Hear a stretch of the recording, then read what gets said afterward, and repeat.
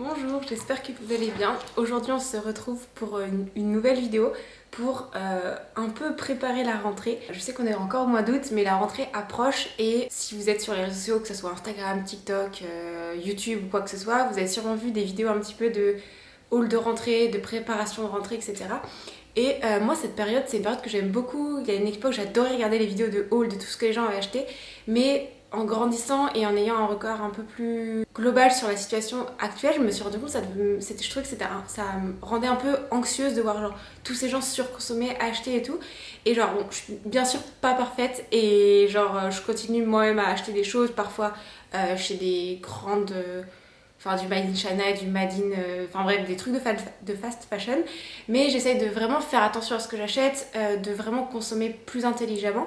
Et je me suis dit que ça serait trop cool de faire une vidéo un peu pour présenter quelques idées pour préparer cette rentrée sans spécialement surconsommer, acheter de nouvelles choses en grande quantité et refaire toute sa maison, tout son appart, toute sa garde-robe.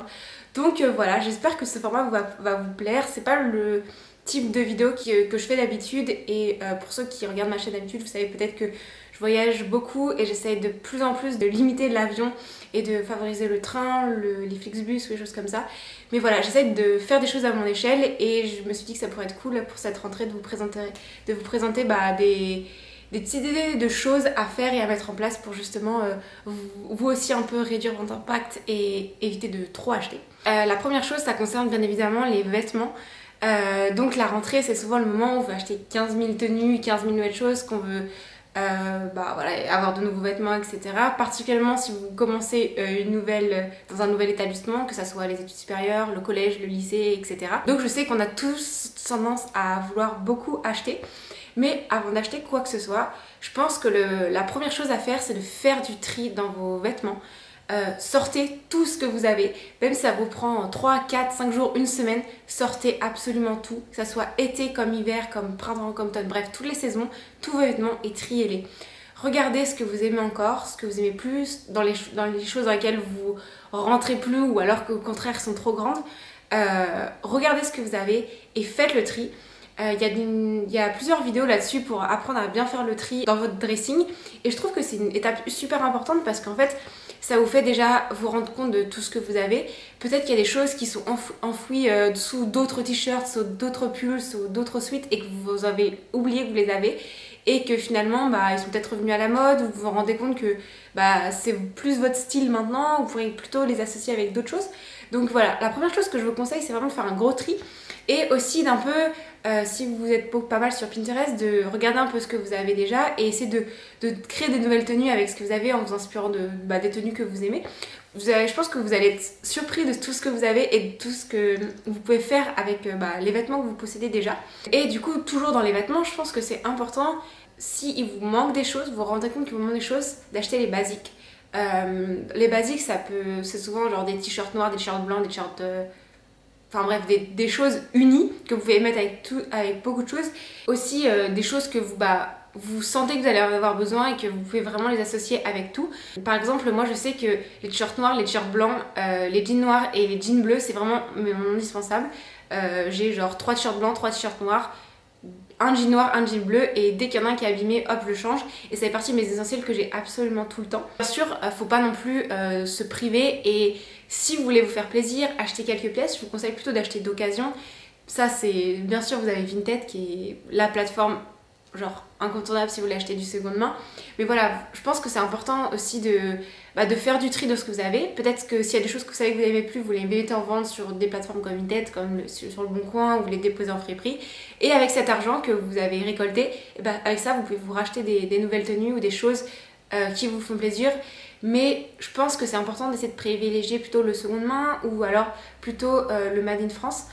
Il y a quelques années, je voulais un sac à dos et j'ai acheté un sac à dos en cuir. Le truc, ça fait 3 ans que je l'ai, il a subi toutes les températures possibles, tous les trajets possibles et il n'a pas bougé. Et je pense que c'est vraiment important de prendre des produits de qualité si vous voulez racheter de nouvelles choses neuves, de vraiment genre oublier Primark, Primark, H&M, etc. Mais plutôt investir dans les choses donc vous savez qu'ils vont tenir dans le temps et je pense que ça c'est vraiment important. Donc voilà au niveau des vêtements. Ensuite mon deuxième conseil, ça concerne plutôt le bureau et l'aménagement de votre espace de travail. Je sais que quand étudiant, qu'on doit réviser, surtout si il y a des examens, c'est bien de réviser dans un environnement sain dans lequel vous vous sentez bien. Et ensuite, peut-être que vous allez vous rendre compte que vous n'avez peut-être pas besoin de racheter, mais vous avez peut-être besoin d'un coup de peinture sur certains meubles parce que vous trouvez que vous n'avez plus la couleur, ou vous avez besoin juste d'imprimer de nouvelles affiches et de mettre au-dessus de votre bureau. Enfin, il y a plein de techniques assez simples sans spécialement acheter de gros choses pour vraiment vous sentir bien chez vous. Après je vous conseille aussi, bien sûr le confort est important, donc si vous avez par exemple, vous avez vraiment besoin d'une bonne chaise de bureau pour bien travailler, privilégiez peut-être d'aller voir plutôt chez Emmaüs, sur Le Bon Coin ou sur des choses de seconde vie. Moi quand j'ai emménagé dans mon premier appartement, j'avais absolument besoin d'une nouvelle chaise et je l'ai achetée à Emmaüs. Et le truc, je l'ai depuis, je pense, 4-5 ans maintenant et vraiment elle n'a pas bougé et elle est super cool. Et je pense que si vous sentez le besoin vraiment d'acheter et de vous créer un environnement un peu propice à votre travail, je pense que c'est bien de regarder sur la seconde main ou juste de mettre peut-être un coup de peinture sur des anciens meubles. Ça peut-être ça égayera votre pièce, ça changera et ça mettra de la nouveauté pour la rentrée. Troisième conseil, ça concerne plutôt les fournitures de rentrée. Donc je pense que vous avez déjà vu les hauls de rentrée où les gens achètent genre 15 classeurs, 50 stylos et on va pas se le mentir, souvent ça sert pas à grand chose. Genre c'est bien d'avoir du stock mais parfois ça sert à rien, surtout sur des choses où vous savez même pas si vous allez vraiment les utiliser. Donc moi je pense que c'est important d'acheter l'essentiel. Si vous savez que vous avez besoin de genre 5 cahiers, achetez 5 cahiers mais n'achetez pas spécialement un 6e juste au cas où. Généralement les fournitures ne changent pas dans les magasins, vous en trouvez toute l'année, donc achetez ce que vous avez besoin.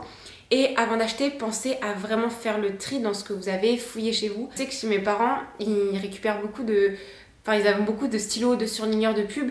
Et en vrai, franchement, avoir 4 surligneurs mais qui ont pas la même forme, qui viennent de sponsors ou de choses différentes, tant pis, ils fonctionnent et ça fait l'affaire. Pensez à regarder ce que vous avez chez vous, pensez à trier vos affaires de l'année dernière. Et surtout si vous avez par exemple, si pour les classeurs ou les choses comme ça, videz vos anciens classeurs des années passées et réutilisez-les s'ils sont pas abîmés. Honnêtement, vos cours de l'année dernière ou d'il y a 5 ans, peut-être que vous en avez vraiment plus besoin, donc jetez vos feuilles ou vos documents que vous avez gardés et que vous n'utilisez pas et récupérez ce qui vous reste. Donc voilà, c'est un conseil assez basique, mais quand je vois tous les hauls de rentrée, je me dis qu'il y a beaucoup de gens qui ne le font pas spécialement et je pense que c'est vraiment un conseil trop simple à mettre en place et qui permet déjà de faire des économies et aussi d'éviter d'acheter 15 000 trucs qui vont rester dans des placards pendant peut-être plusieurs années après. Mon quatrième conseil, c'est plus un conseil déco pour chez vous. Si comme moi vous aimez bien changer pour la rentrée votre décoration, vous aimez bien créer un nouvel environnement, moi ce que j'aime bien faire c'est d'imprimer de nouvelles affiches ou justement d'acheter des grandes feuilles dans des papeteries et faire des dessins ou faire par exemple des peintures et changer les affiches qui sont chez moi ou par exemple changer les photos qui sont dans les cadres. Ça peut être tout bête mais ça permet de créer un nouvel environnement et ça fonctionne aussi pour les meubles, changer les meubles de place que vous avez chez vous, essayer de trouver une nouvelle disposition, un nouveau moyen de créer votre environnement et avoir l'impression d'être dans un nouvel espace. En fait c'est tout simple mais ça permet vraiment d'apporter ce renouveau qu'on cherche souvent à la rentrée. Donc voilà, j'espère que ces quelques petits conseils ont pu vous aider et peut-être vous aider à préparer la rentrée. En tout cas merci d'avoir regardé cette vidéo et puis on se dit à très vite.